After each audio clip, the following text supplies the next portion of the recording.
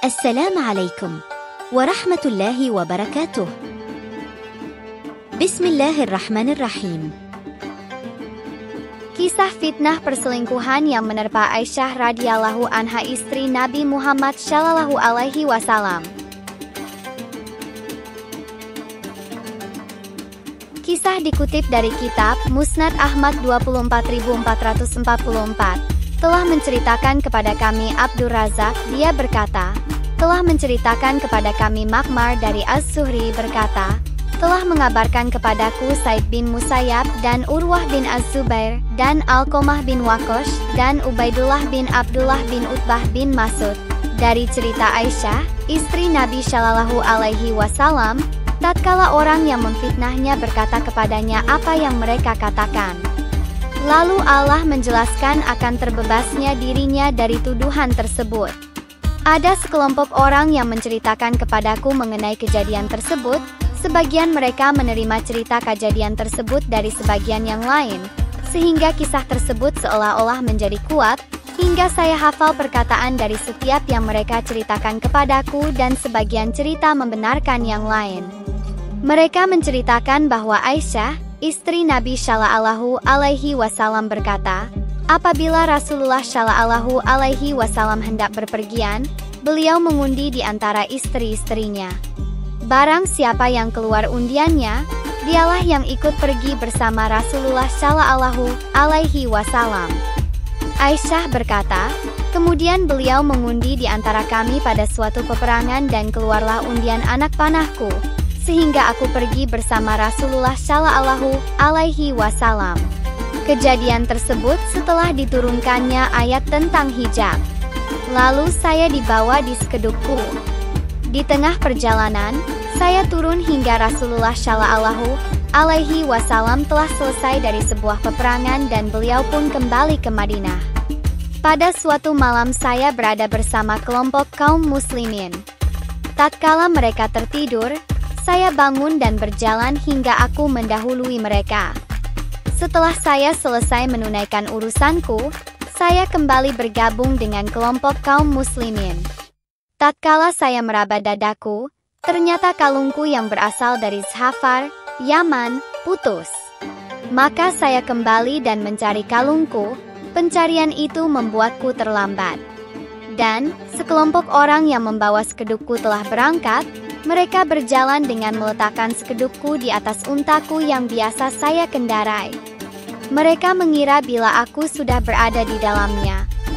Aisyah berkata, tatkala itu istri-istri beliau kurus-kurus dan ringan karena tidak pernah makan daging. Tetapi mereka hanya memakan makanan ringan. Sehingga tidak ada orang yang curiga terhadap beratnya sekeduk tersebut ketika mereka berjalan dan mengangkatnya. Terlebih, kala itu aku masih kecil. Akhirnya mereka pun membawa unta-untanya dan berjalan, meneruskan perjalanan. Saya mendapatkan kalungku tatkala bala tentara telah berlalu. Sehingga, ketika saya mendatangi tempat duduk mereka, tidak ada seorang pun yang memanggil dan tidak ada pula orang yang menjawab. Lalu saya kembali ke tempat dudukku di mana saya duduk. Saya berharap akan ada suatu kaum dari tentara kaum muslimin yang menemukanku dan kembali menjemputku. Tatkala saya duduk di tempat dudukku, saya merasa ngantuk dan tertidur. Sedangkan Safwan bin Mu'attal As-Sulami dan orang-orang Zakwan tinggal di belakang pasukan, memeriksa bila ada yang ketinggalan. Mereka berjalan di awal malam dan di pagi harinya mereka sampai di tempat dudukku. Safwan bin Al-Mu'attal As-Sulami melihat ada seseorang yang masih tertidur, maka dia mendatangiku dan dia telah mengenaliku tatkala dia melihatku. Karena dia telah melihatku sebelum diwajibkan memakai hijab atasku. Seketika saya terbangun dan saya mendengar dia beristirja, mengucapkan, Inna lillahi wa inna ilaihi raji'un, tatkala ia mengetahuiku. Saya langsung menutupi wajahku dengan jilbabku. Demi Allah, dia tidak berbicara sepatah kata pun dan saya sama sekali tidak mendengar satu patah kata pun kecuali kata istirjanya. Akhirnya ia pun merundukkan untanya dan saya pun menaikinya. Lalu ia pergi dan menuntun unta yang saya naiki, hingga kami berhasil menyusul pasukan kaum muslimin setelah mereka beristirahat di pantai Az-Hariyah. Celakalah orang yang telah berburuk sangka pada urusanku.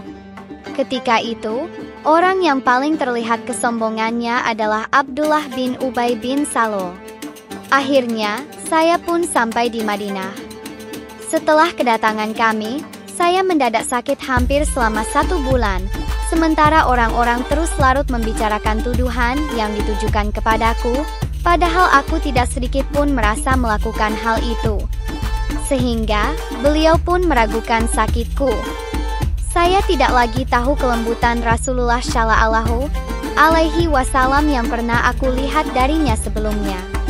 Tatkala aku sakit, Rasulullah Shallallahu Alaihi Wasallam masuk dan memberi salam seraya bertanya, "Bagaimana denganmu?" Seolah-olah tatkala itu beliau meragukanku, sementara saya tidak merasa telah melakukan kejelekan tersebut. Setelah saya merasa mulai sembuh, saya keluar bersama Ummu Mistah ke tempat tertutup untuk buang air. Kami tidak pernah keluar kecuali di malam hari hingga malam lagi. Tempat tertutup tersebut dibuat di dekat rumah-rumah kami. Urusan kami seperti para pendahulu orang-orang Arab, kami biasa membuat tempat tertutup untuk buang air di rumah. Kemudian saya dan Ummu Mistah, dia adalah anak perempuannya Abi Ruhmi bin Al-Muttalib bin Abdi Manaf dan ibunya adalah anak perempuannya Syahri bin Amir, bibinya Abu Bakar Ash-Shiddiq dan anaknya adalah Mistah bin Utsabah bin Abad bin Al-Muttalib kembali ke rumahku setelah urusan kami selesai. Tatkala itu, Ummu Mistah terpeleset karena menginjak atau terjerat kainnya. Ketika itu ia berkata, "Celaka Mistah."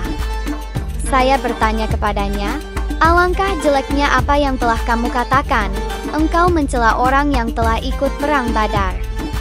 Dia berkata, "Ya, apakah kamu tidak mendengar apa yang dia katakan?" Saya berkata, "Apa yang telah dia katakan?" Maka dia mengabarkan kepadaku dengan perkataan orang-orang yang menuduhku. Tatkala itu saya bertambah sakit dan ketika saya kembali ke rumahku, Rasulullah Shallallahu Alaihi Wasallam menemuiku dan mengucapkan salam. Kemudian beliau bersabda, "Bagaimana keadaanmu?" Saya berkata, "Apakah engkau mengizinkanku untuk mendatangi kedua orang tuaku?" Ia berkata, "Ketika itu saya ingin meyakinkan kabar tersebut dari mereka berdua." Akhirnya, Rasulullah Shallallahu Alaihi Wasallam pun mengizinkanku. Lalu saya mendatangi kedua orang tuaku. Saya bertanya kepada ibuku, "Wahai ibuku, apa yang sedang dibicarakan oleh orang-orang?" Ia menjawab, "Wahai anakku, semoga urusanmu dimudahkan. Demi Allah, tidaklah seorang wanita yang jelas-jelas bersama lelaki yang mencintainya sedang wanita tersebut memiliki berbagai kesalahan, kecuali mereka akan memperbanyak tuduhan atas diri wanita tersebut." Ia berkata, "Maha suci Allah, apakah ini yang dibicarakan oleh orang-orang?" Ia berkata, "Pada malam itu juga aku menangis. Hingga di pagi harinya air mataku tidak lagi bisa mengalir karena habis, dan saya tidak berselah ketika tidur. Ketika di pagi harinya, saya menangis. Dan ketika itu Rasulullah Shallallahu Alaihi Wasallam memanggil Ali bin Abi Thalib dan Usamah bin Zaid untuk mengajak keduanya bermusyawarah dalam rangka memisahkan istrinya selama wahyu belum turun. Aisyah berkata, "Adapun Usamah bin Zaid, dia menunjuki kepada Rasulullah Shallallahu Alaihi Wasallam dengan apa yang ia ketahui akan jauhnya istri beliau dari perbuatan tersebut, dan dengan apa yang ia ketahui akan kecintaannya kepada beliau." Usamah berkata, "Wahai Rasulullah, mereka adalah istri-istrimu, kami tidak mengetahui kecuali kebaikan." Adapun Ali bin Abi Thalib, ia berkata, "Allah Azza wa Jalla tidak akan memberi kesempitan kepadamu dan wanita selainnya masih banyak. Dan sungguh, jika engkau bertanya kepada budakmu, pasti dia akan jujur."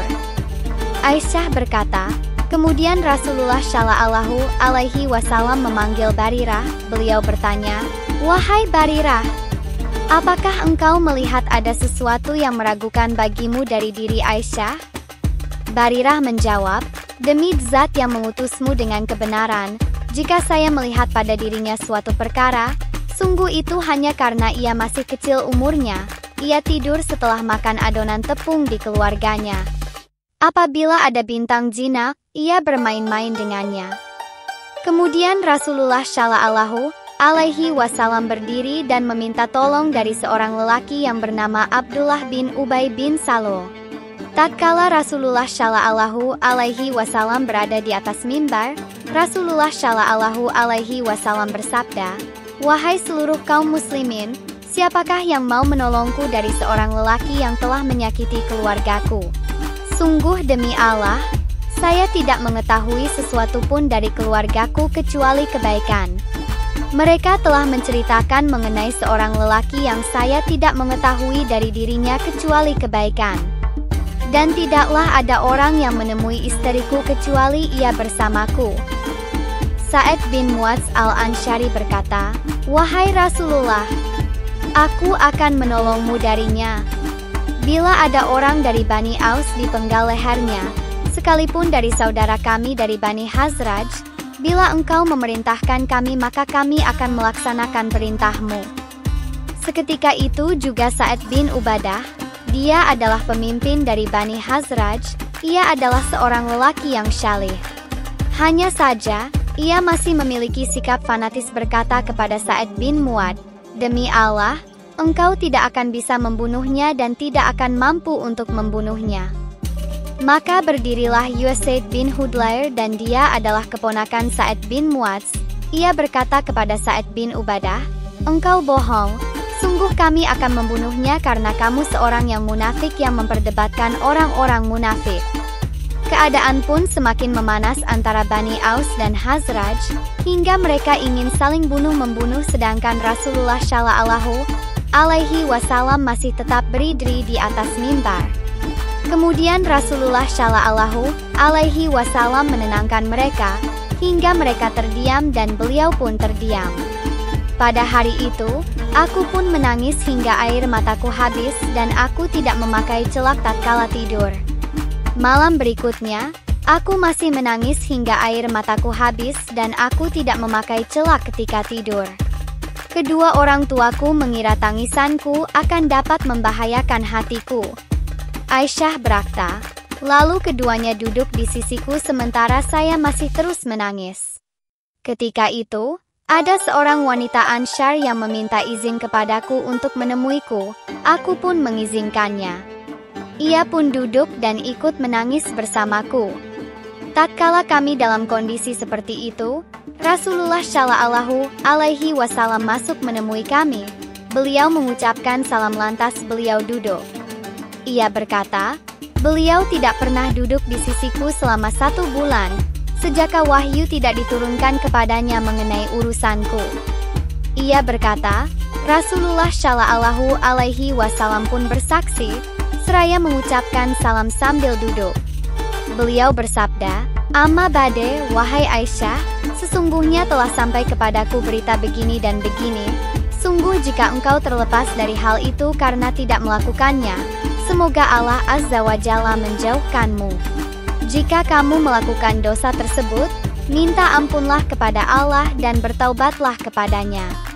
Karena seorang hamba yang mengakui dosanya kemudian bertaubat maka Allah akan menerima taubatnya."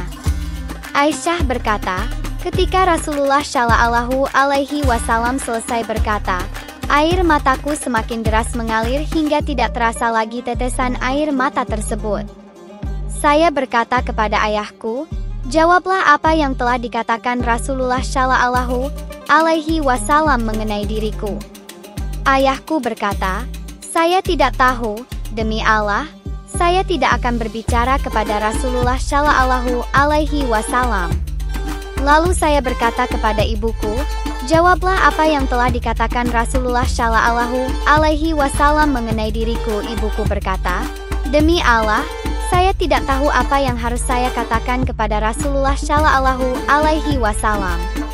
Aisyah berkata, saya adalah seorang gadis yang masih kecil usianya. Saya tidak banyak membaca Al-Quran. Demi Allah, Sungguh aku mengetahui engkau telah mendengar hal ini hingga kamu merasa mantap dan percaya terhadap hal itu. Dan bila aku bicara kepada kalian, sesungguhnya aku jauh dari perbuatan tersebut dan Allah Azza wa Jalla Maha mengetahui bila aku jauh dari perbuatan tersebut. Maka, kalian juga tidak akan percaya terhadap hal itu. Jika saya mengaku kepada kalian dengan suatu perkara, sedang Allah Azza wa Jalla Maha mengetahui bahwa aku jauh dari perbuatan tersebut, kalian pasti akan mempercayaiku. Demi Allah, sungguh tidak ada perkataan antara diriku dengan kalian kecuali sebagaimana yang dikatakan oleh Abu Yusuf. Sabar itu adalah baik dan Allah adalah tempat meminta pertolongan terhadap apa yang kalian tuduhkan. Aisyah berkata, kemudian saya merubah posisiku, aku berbaring di atas ranjangku. Ia berkata, demi Allah, ketika itu saya mengetahui bahwa aku jauh dari perbuatan tersebut, dan Allah Azza wa Jalla akan menjauhkanku karena aku jauh dari perbuatan tersebut. Akan tetapi, demi Allah, saya tidak mengira akan turun wahyu pada perkaraku. Dan sungguh, aku merasakan perkaraku terasa ringan setelah Allah Azza wa Jalla berfirman padaku dengan suatu perkara yang dibacakan. Tetapi, saya hanya berharap supaya pada mimpinya Rasulullah Shallallahu Alaihi Wasallam diperlihatkan bahwa Allah Azza wa Jalla menjauhkan diriku dari perbuatan tersebut. Aisyah berkata, demi Allah, tidaklah Rasulullah Shallallahu Alaihi Wasallam keluar dari majelisnya, dan tidak ada seorang pun yang keluar dari penghuni rumah tersebut hingga Allah Azza wa Jalla menurunkan wahyu kepada nabinya. Sehingga, kondisi beliau berubah sebagaimana perubahan yang biasa terjadi tatkala wahyu turun. Keringat beliau terus mengucur padahal hari itu adalah musim dingin. Hal itu karena begitu beratnya firman yang telah diturunkan kepadanya.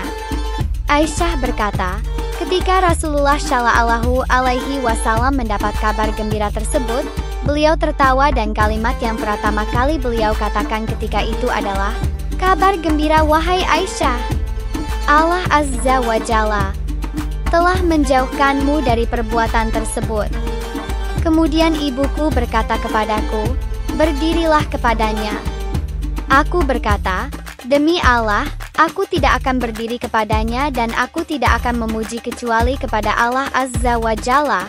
Dialah yang telah menurunkan wahyu yang menjelaskan akan jauhnya diriku. Allah Azza wa Jalla telah menurunkan ayat yang artinya, sesungguhnya orang-orang yang membawa berita bohong itu adalah dari golongan kamu juga hingga 10 ayat. Allah Azza wa Jalla telah menurunkan beberapa ayat yang menjelaskan akan jauhnya diriku dari perbautan tersebut. Aisyah berkata, Abu Bakar terbiasa berinfak kepada Mistah, karena ia adalah kerabatnya dan ia adalah seorang yang fakir. Ia berkata, demi Allah, aku tidak akan pernah memberi bantuan untuknya selamanya setelah dia menuduh Aisyah. Lalu Allah Azza wa Jalla menurunkan wahyu, yang artinya, dan janganlah orang-orang yang mempunyai sampai kepada firman-Nya, apakah kamu tidak ingin bahwa Allah mengampunimu? Abu Bakar berkata, demi Allah, saya lebih senang bila Allah mengampuniku. Kemudian ia kembali memberi bantuan kepada Mistah seperti biasa ia memberi bantuan kepadanya. Abu Bakar berkata, sungguh, aku tidak akan berhenti membantunya selamanya.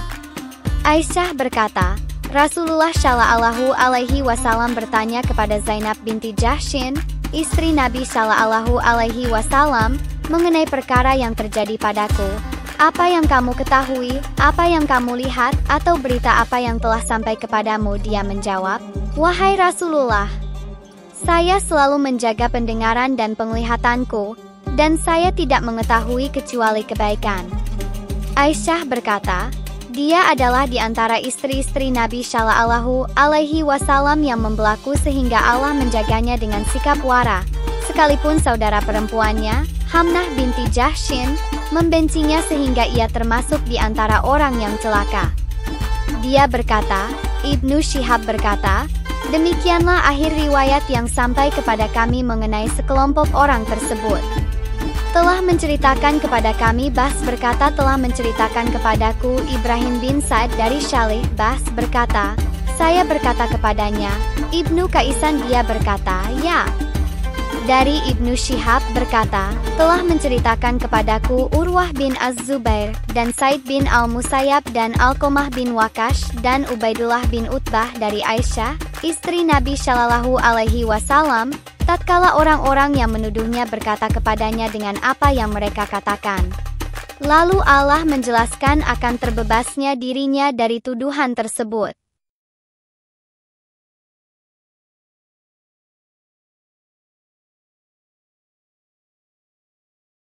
Wallahu a'lamu bis-shawab.